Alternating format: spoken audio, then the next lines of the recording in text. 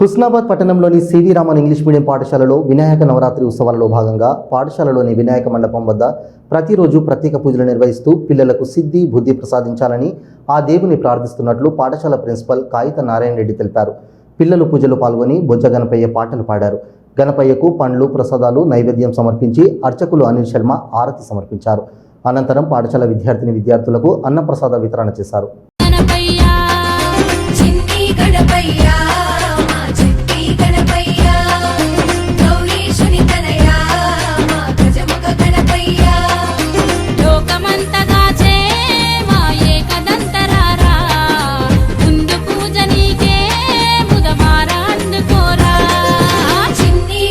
Yeah.